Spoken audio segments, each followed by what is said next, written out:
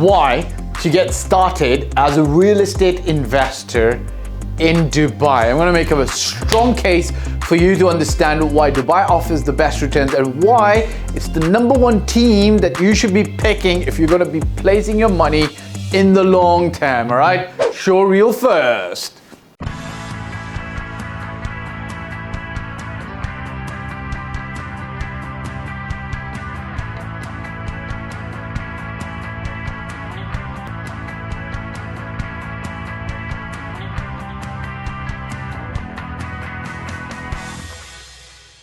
Hey, welcome back. You want to buy a property in Dubai? There is a link below. Hit it, click it, let's talk. Don't forget to hit the like, subscribe, and bell icon, and show some love in the comment section.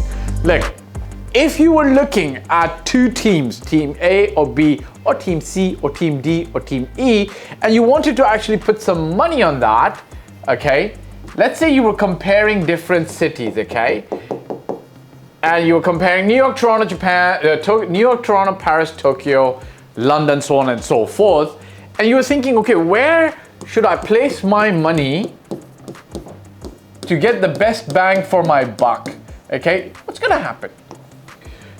You're gonna do a singular or a multi-factor evaluation of those teams. Okay, now I'm gonna give you a very general simple model. The simple model is you look at the past, look at the current and the future prospects of that team to be able to say, okay, this team, in my personal opinion, or this city, from that perspective, is going to stand out in the future and it's going to win, okay? So let's look at the past, all right? So let's look at Dubai as a city. Let's look at Dubai as a city's past, okay? Why you should get started in real estate in Dubai, okay? So this video is actually about Dubai, okay? So let's look at the city's past and how it has generally performed, good, bad, or ugly, okay? Now, some of you might know, some of you might not know, but my family is fourth generation in Dubai. So we've been here for a long time, except for the about 7 years that I lived in Toronto, Canada, okay? So let's look at Dubai's past, okay? And I don't want to go all the way back to the early 70s, even before the United Arab Emirates was formed, before 71. Let's just start in 1980, okay? So 1980 to 88, the first Iran-Iraq war takes place. Okay, is it easy? Can we see it? Okay, so we make it a little bit bigger now. How's this? Okay, so we just make it a little bit here, like this. Okay, so the first Iran-Iraq war takes place. Some people call it the first Gulf War. I'm not going to call it that. Let's just call it the first Iran-Iraq war. Now, a lot of you might not know this, but there's something called the Strait of Hormuz, I think, if I'm right. It is very close to the Iranian Channel, and the Iranian and the Iraqis, because they were at war, they had that ability to close off that channel so that world trade would get impeded, okay? This is where Dubai's Jebel Ali port came up, all right? So even though the world was in problems, Dubai or the United Arab Emirates ended up benefiting. First Gulf War, pretty much the same thing happened. 1991, 1992, when Iraq invaded Kuwait, a lot of Kuwaitis came here, so on and so forth. I think there was a lot of military infrastructure that was moved to the region as well. And again, the United Arab Emirates obviously benefited from that. USSR breaking up in 1992, 91, 92. Again, a lot of world upheaval. There's, I think, 11 countries that came out that are called the CIS countries. Tajikistan, Uzbekistan, Kyrgyzstan, all those countries that came up. And now all of a sudden, they're all capitalist countries. So I remember that in Dubai at that time, from 1991 to 1998, until the Russian ruble crisis, we just saw a lot of Russians coming over here. And it was famous that they could buy a pebble or a stone, but they weren't buying pebbles or stones. One of my uncles, we used to produce leather gloves in Pakistan. Pakistan was known for its leather industry. And they would just come and buy it in bulk and take it back to their country because they had this ability to resell it, right? Asian financial crisis, 1997.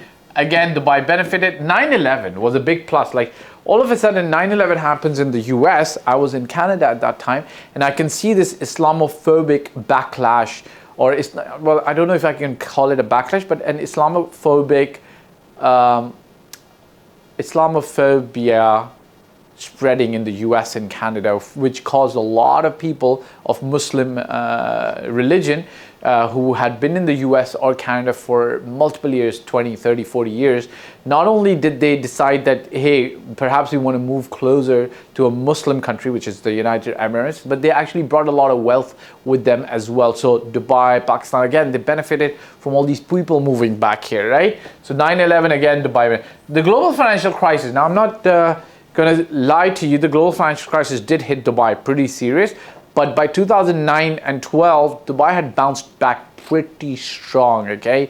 Dubai, to the extent that, you know, some of the bigger projects like the Burj Khalifa, the metro, the construction, the Palm Jumeirah, etc., they were delayed but still delivered. The weird pandemic, oh la la, 2020, the year of the pandemic, the year of new birth, the year of growing again, right? Again, the world, while it was in the throes of this weird pandemic, Dubai or the United Emirates was right behind in vaccinations only to Israel, okay? So Israel was the only country in the world that had a higher rate of vaccinations compared to the rest of the world. United Arab Emirates was right there, which allowed it to actually open up faster for tourism, for people to come here. And again, boom started pretty fast in the United Arab Emirates, specifically in Dubai. So this, and just a few things about the past, okay? In my personal opinion, the past events or the future events are irrelevant. As long as you've got a strong leadership with a strong vision to go forward, even challenges, because challenges are going to come, it's part of life. Challenges that come today, tomorrow, forever, or anytime to Dubai, they're going to be overcome with a certain sturdiness, with a certain leadership and a vision quality. Hey guys, so that was the past. Let's look at the current reality of the situation with respect to Dubai and the UAE. It's got great infrastructure, very, very, very high levels of security. It's very safe. It's got great connectivity. It's got a great tax system, almost zero income tax, sun and beach, okay? So it's got sun and sand. A great family environment to raise your kids. Rental incomes are amazing. 200 nationalities live, work, and play here. I could actually go on and create a list of 30 or 100 reasons why Dubai or the United Arab Emirates is a really, really good place in current times for you to come and live, right? So you look at a team's past, we've just looked at the present, and then last but not the least, you look at the future prospects, okay? Now, future prospects kind of actually end up coming up from here, because you can see that the current's really good, but I want to also pay attention to how the competition is faring. Europe's in the middle of a crisis, right? For God's sake, with the whole Ukraine, Russia situation, Europe's getting impacted. I'm not gloating over this. I hope for peace around the world, and I don't think that Europe's a willing participant in the whole global situation. I think they're suffering from this, but guess what? The suffering is going to cause monetary loss from an investment perspective as well, right? USA. Try going to California, right? From the news stories that I've heard, and granted the news is a little bit exaggerated, California, some parts of California are looking like third world countries, perhaps even worse in terms of the difficulties that they're going through. India and China, obviously India's got their own issues. I'm not an expert on India, so I'm not going to talk about that. But China, obviously, it's not super open for you to actually just go in there and buy, and they're going through some changes as well, okay? Listen, I'm not saying that Dubai is the only place that if you want to start investing, you should only choose Dubai, but Dubai should be a contender right there as per what you want to evaluate in terms of should I not. Look at Dubai with some seriousness, because I personally think that Dubai stands a strong chance as a contender.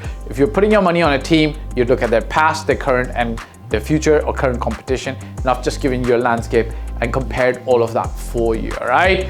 I hope I've made my case. I rested. If you want to purchase a property, hit the like button, subscribe button, and the bell icon. And don't forget, there's a link below for you to be able to get in touch with us. Show us some love in the comment section. Bye for now. Hey guys, thank you for watching the video. I hope you liked it. My name is Fahd Dawood. I've been doing this for 15 plus years. I started in Toronto, Canada in 2006, and since 2007 I've been based in Dubai and doing real estate in Dubai. Look, if you're looking to work with me, there's a form below and my mobile number. I do paid consulting. You can also get help from my team for services. If you like the video, press the like button, press the subscribe and the bell icon, and share it with your friends who you feel would be able to benefit from the content of this video. Last but not the least, I'll repeat, me and my team's role is always going to be to help and select the best property for you.